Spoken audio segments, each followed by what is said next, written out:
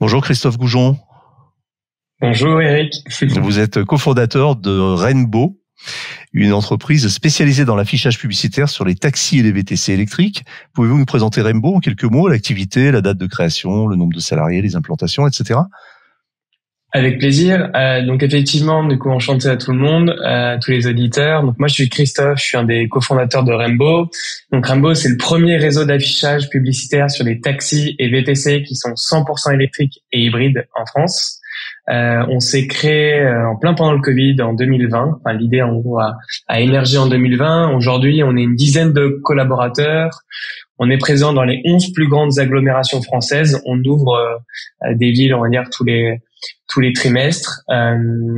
Voilà, que dire de plus?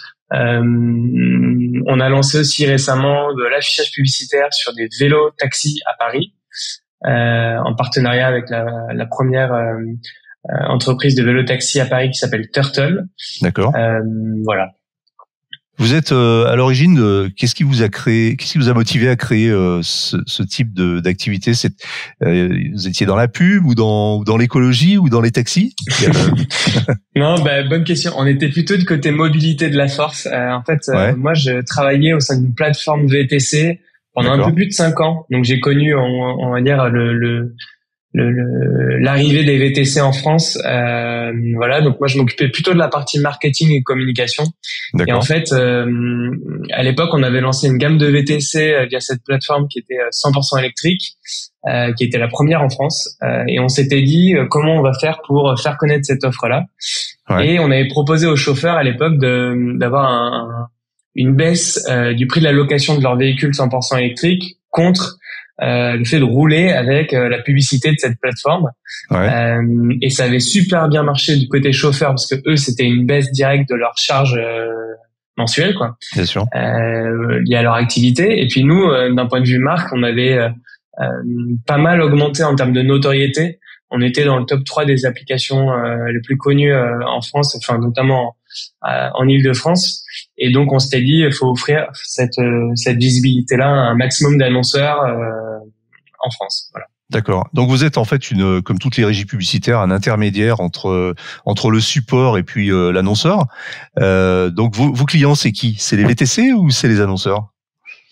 Très bonne question. En fait, nous, on a 3 pôles en interne, mais avec 2 clients, on va dire, 2 types de clients. On a, dans un premier temps, en fait, tous les taxis VTC qui sont électriques et hybrides. Et donc, on a lancé une communauté de chauffeurs partenaires qui est présente, donc, comme je le disais, dans ces 11 plus grandes agglomérations françaises. On a un peu plus de 2500 chauffeurs partenaires.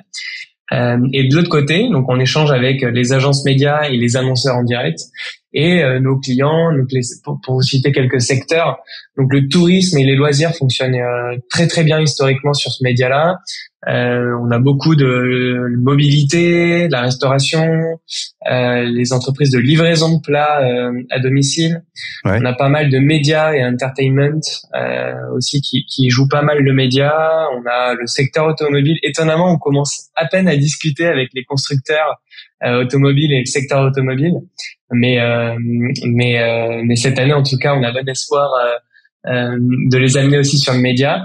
Voilà, donc on n'a pas de secteur de prédilection. Nous, on s'interdit juste d'afficher en fait les marques d'alcool, les alcooliers, parce qu'on pense que l'alcool et véhicules, ça fait pas forcément bon ménage, quoi. D'accord. Vous avez des accords avec les plateformes de VTC, type Uber ou autre, ou est-ce que vous négociez directement avec les chauffeurs sans passer par les plateformes?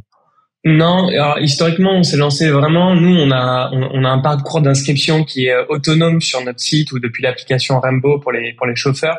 Donc en général, c'est plutôt les chauffeurs qui s'inscrivent d'eux-mêmes. Ils le font en gros de manière indépendante. On n'a pas d'accord en particulier avec les plateformes à date. Et c'est prévu ou pas? Non, pas forcément. On échange. Enfin, les plateformes, on a déjà envoyé des newsletters. Les plateformes ont envoyé des newsletters en vantant les services de Rainbow auprès de leur base. Donc en fait, on bosse plutôt main dans la main avec eux, hein. Nous, on apporte un complément de revenus aux chauffeurs qui ont décidé de transiter vers des véhicules électriques et hybrides. Donc on concurrence pas du tout les plateformes. Donc on travaille plutôt intelligemment avec eux, quoi. Ce complément de revenu, on peut en parler ou c'est top secret? C'est de quel ordre? Non, bien sûr, bien sûr. Nous, alors, ce qui joue sur la rémunération des publicités pour les chauffeurs partenaires, ce sont les formats d'affichage et la durée forcément de la campagne. Une rémunération du coup pour un chauffeur sur une campagne d'un mois, ça peut aller de 120 € à 250 €. Voilà. D'accord, très bien. Alors comment fonctionne le processus de candidature? C'est-à-dire que moi je suis chauffeur VTC par exemple, j'ai envie d'amortir un petit peu mes frais en affichant de la pub sur ma voiture. Je fais quoi? Je vais sur le site Rembo et puis Exactement. En fait, c'est ultra simple. Ça prend moins de 5 minutes l'inscription. Il y a même moins de 2 minutes. Donc, vous allez soit sur le site, soit vous téléchargez l'application Rembo, accessible depuis les stores iOS ou Android. D'accord. Vous rentrez vos coordonnées, votre activité, est-ce que vous êtes VTC taxi, le modèle de votre véhicule, et ensuite derrière vous envoyez donc les documents qui nous permettent nous de valider que les informations sont correctes. On a une équipe en interne qui valide justement l'inscription, et ensuite derrière vous avez accès à l'application Rembo qui vous permet de candidater directement aux campagnes qui sont disponibles dans votre région. Et est-ce que vous avez un processus de sélection des chauffeurs? Parce que est-ce que par exemple vous avez un recoupement avec la notation des chauffeurs qu'on connaît tous dans les applications de VTC, de façon à sélectionner entre guillemets les meilleurs? Non, alors nous, notre premier critère de sélection, c'est la motorisation des véhicules. Nous, on est uniquement sur des véhicules électriques ou hybrides. On n'a jamais floqué un véhicule thermique. Donc ça, c'est notre positionnement, on va dire. Ensuite, derrière, l'application en fait permet de suivre les déplacements des véhicules. Nous, donc c'est bien sûr compliant avec la RGPD. Nous, ce qui nous intéresse, c'est de voir grosso modo sur une campagne combien il y a eu de déplacements, les zones de déplacement pour pouvoir faire des reportings après aux annonceurs. Ouais. Comment vous mesurez justement l'efficacité des campagnes publicitaires? Quels sont vos KPI, sur quelle data vous vous fondez pour dire, telle voiture a été vue, comme on dit sur Internet, il y a eu tel nombre d'impressions. Des impressions. Ouais. Voilà, comment ça fonctionne? En fait, nous, le cousin, de l'impression dans le digital en affichage extérieur, c'est l'ODV, donc l'occasion de voir. Donc nous, on mesure les ODV. Et en fait, dans les différents KPI qu'on fournit aux annonceurs, donc vous avez les kilomètres parcourus par la publicité, les heures en mobilité. Alors ça veut pas dire que bien sûr un véhicule, par exemple un taxi, quand il stationne à une station de taxi, ça veut pas dire que la publicité n'est pas vue. Mais en tout cas, nous, on valorise également les kilomètres parcourus et les heures en mobilité et les fameux ODV, donc les occasions de voir. Et donc pour les ODV, on a fait un peu plus d'1 an et demi de recherche de R&D là-dessus avec des data scientists et notre CTO, donc directeur technique. Et en fait, on a cartographié les flux de mobilité. Donc, on a accès à des données de mobilité en temps réel. On a acheté aussi des données en parallèle. Et on vient superposer cette cartographie des déplacements des cyclistes, des piétons et des automobilistes à la cartographie des déplacements des véhicules partenaires, des chauffeurs partenaires des taxis VTC Rembo, et ce qui nous permet en fait de sortir justement une cartographie des déplacements des véhicules avec toutes les données que je vous ai citées juste avant. D'accord. Alors, vous dites sur votre site que vous êtes convaincu que la publicité peut et doit être un allié de la transition écologique, je cite, et vous affichez une forte implication RSE, responsabilité sociale et environnementale. C'est un vrai engagement ou est-ce que c'est un peu un gimmick de communication? Sans vous accuser de faire du greenwashing, évidemment. Non, mais c'est une super question. En fait, moi, ça va faire bientôt 10 ans que je suis dans l'univers de la mobilité, et notamment, je vous disais qu'on avait lancé une gamme de VTC 100% électrique dans la plateforme VTC où j'étais avant.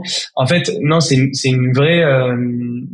Pour moi, en fait, l'affichage doit être responsable et les marques doivent faire attention au support qu'elles utilisent, au message qu'elles transmettent auprès de leur audience. Et nous, en fait, on veut s'inscrire typiquement dans cette mouvance.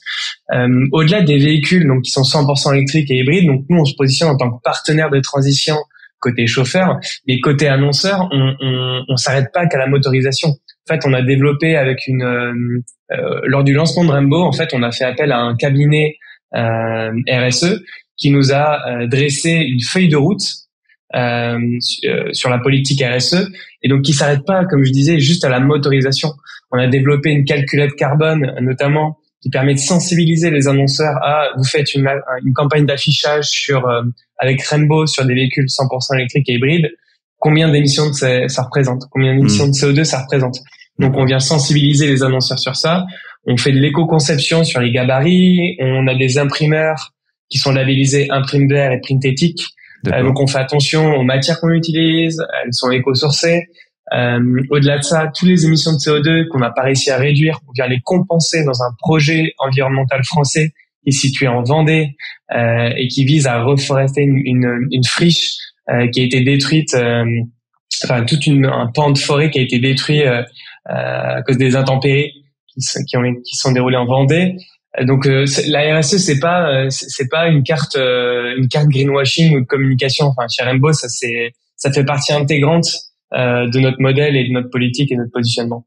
D'ailleurs, quand on s'est lancé il y a 4-5 ans, on avait entre les taxis VTC, c'était entre environ 15% des véhicules qui avaient transité vers des hybrides ou électriques. Donc c'était une vraie contrainte au lancement. Aujourd'hui, par exemple à Paris, on voit qu'il y a la fin des véhicules thermiques d'ici fin 2024.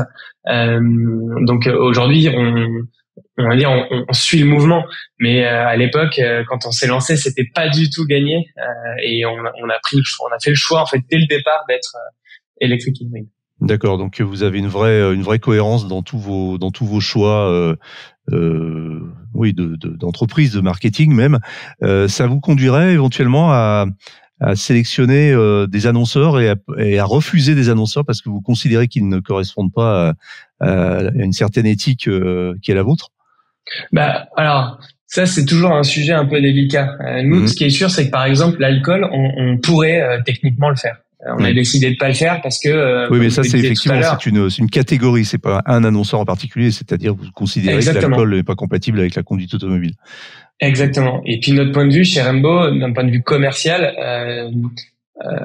c'est d'inciter les marques qui sont responsables à venir chez nous, en les prospectant en priorité et en leur offrant des tarifs qui sont favorables pour qu'ils puissent jouer notre média. Donc je pense notamment aux entreprises B Corp, je pense aux entreprises à mission où on fait un effort, même la culture, où on fait un effort particulier sur ces secteurs-là. D'accord.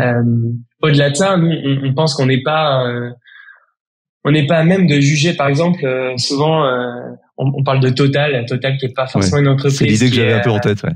Voilà, Total, en fait, Total, c'est eux qui ont l'exploitation des bornes de recharge des véhicules électriques à Paris. Et faire la promotion des bornes de recharge électriques sur des véhicules électriques, a priori, d'un point de vue marketing et d'un point de vue image, communication et pertinence du média, je pense qu'on y est.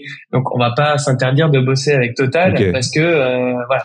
C'était un peu ma question. Je me disais, si Total Energy vient vous voir en disant on veut faire la promotion de notre réseau de recharge de stations et de bornes de recharge électrique, est-ce que vous dites oui ou non? Ok, ouais, c'est clair, vous dites oui. Voilà, et puis il y a aussi une autre chose. Nous, on a des concurrents directs, on a des concurrents indirects, et on est en concurrence avec tous les médias qui existent, la télé, la radio, la presse, etc. Donc, nous, notre vocation, c'est d'être le plus responsable possible. Autant inviter les annonceurs, même si eux ne le sont pas forcément sur tous les pans, à venir s'afficher sur notre média, parce qu'au moins on sait que nous, on maîtrise ce que l'on fait, on sait on propose de l'affichage sur des taxis, des VTC qui sont électriques et hybrides, on le fait de manière éco-responsable. Donc j'ai envie de dire, autant que ces annonceurs-là viennent chez nous plutôt que chez la concurrence, parce que c'est double peine. Ok. Christophe, j'ai une dernière question pour vous que je pose à tous mes interlocuteurs. Est-ce que vous roulez vous-même en voiture électrique ? Alors moi je roule en vélo électrique. Je sais pas. J'ai pas de véhicule. J'utilise beaucoup le train quand je descends dans le sud-ouest par exemple ou quand je me rends sur des campagnes. Mais au quotidien j'utilise le vélo. Et quand vous descendez dans le sud-ouest en train, vous arrivez à vous mettez votre vélo dans le train ou pas du tout? Non. Honnêtement, non. Train, et puis après, je peux me déplacer en véhicule sur place. Mais non, c'est en train. Très bien. Alors, en fait, c'était l'avant-dernière question parce que j'ai une autre question, effectivement, qui concerne votre actualité. Vous avez conclu un partenariat avec une société qui fait du taxi vélo, c'est ça? Exactement, ouais. C'est Turtle. C'est la première compagnie de vélo-taxi à Paris. D'accord. Et donc là, vous avez conclu aussi un deal d'affichage sur les vélos. Exactement. Donc nous, en fait, on est leur régie, on est en exclusivité régie officielle de Turtle. Donc en fait, nous, on commercialise l'affichage qui est à l'arrière des vélos. D'accord. Et en fait, sur les taxis VTC, en fait, l'avantage de ce média-là, c'est qu'il est ultra couvrant. Donc, qui permet en fait de couvrir une agglomération dans sa globalité et qui permet aussi de faire émerger les campagnes et les prises de parole des annonceurs. D'accord. À contrario, l'affichage sur les vélos-taxis, c'est plus un support tactique, on va dire, qui permet, par exemple à Paris, de cibler le cœur historique de Paris, le cœur. Voilà, ils font de l'écotourisme avec des audioguides, etc. Donc en fait, les parcours qu'ils font, c'est Montmartre, c'est la Tour Eiffel, c'est Arc de Triomphe, c'est les Champs-Élysées, c'est tous ces lieux-là qui sont voilà. Donc nous, ça nous permet en fait d'avoir un complément média, enfin un média qui est complémentaire au taxi VTC, en offrant du coup une visibilité qui est plus tactique, comme je disais aux annonceurs. Donc on a des annonceurs qui font que du taxi VTC, d'autres qui font les deux, d'autres qui font que du vélo. Voilà. D'accord. À quoi ressemblent ces vélos taxis? Ce sont des vélos à 3 roues avec 2 places derrière pour 2 passagers, c'est ça? Exactement. Okay. C'est exactement ça. D'accord. Très bien. Eh bien, je vous remercie. Christophe Goujon, je rappelle que vous êtes cofondateur et président de Rainbow, et ça s'écrit RAINB2OH, et non pas comme l'arc-en-ciel, une entreprise spécialisée dans l'affichage publicitaire sur les taxis et VTC électriques. Merci beaucoup. Merci Eric, à très vite.